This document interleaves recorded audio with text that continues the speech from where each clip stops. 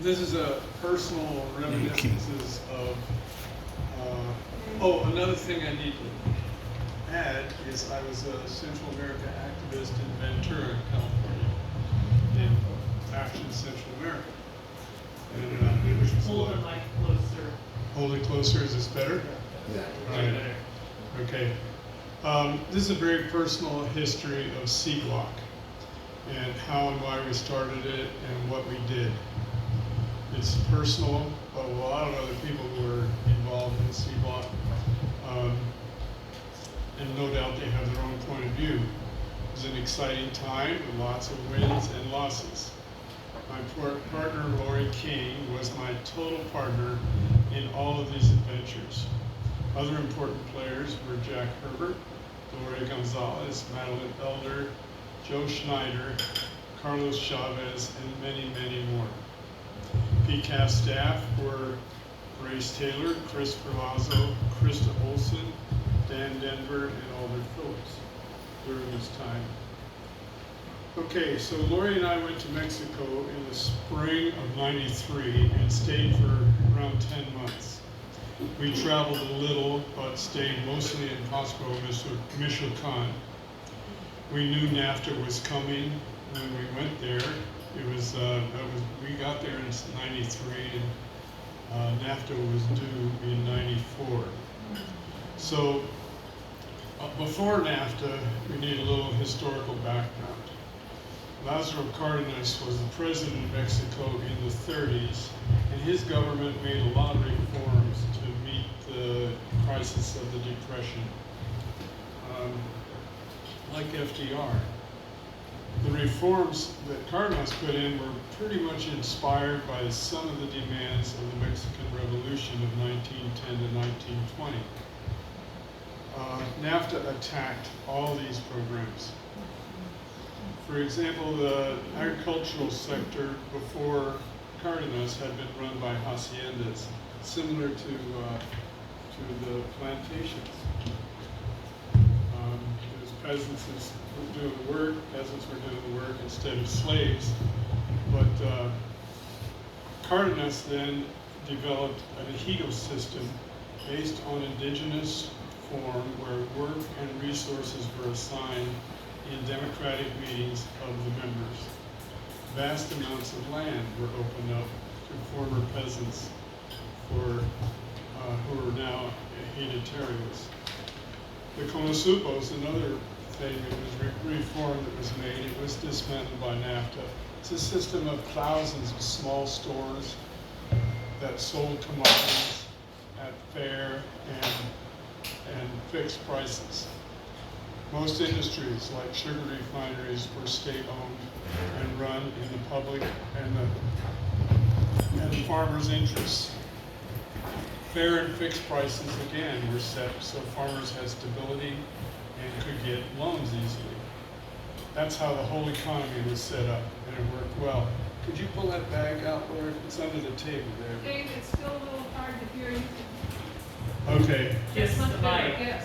Yeah, I Kiss keep the mic. that bag, no doubt, was made during that time. We've had it and used it as a grocery bag since, well, about 80 or 95, 94, 95, and it still is in good shape as it was when we bought it.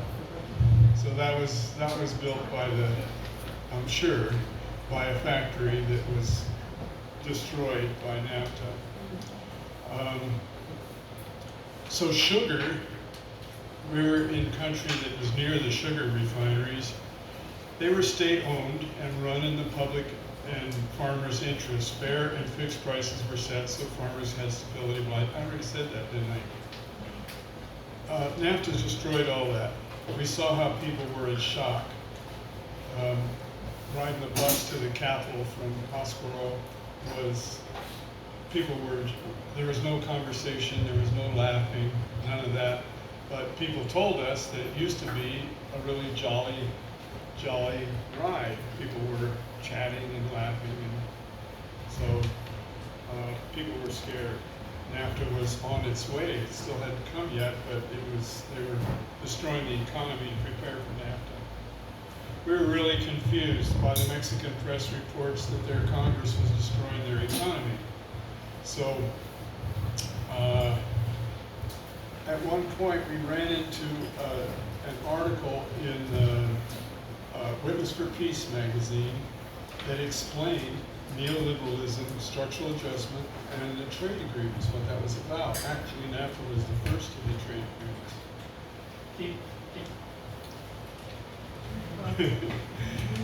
It's hard to do. Maybe, There's the mic. Use the podium. Stand right there, Dave. Yeah. Put it in there. yeah. Yeah, I put my papers on there and everything. Put the mic near your Yeah, phone. point it to you. Yeah. How's that? There. Okay.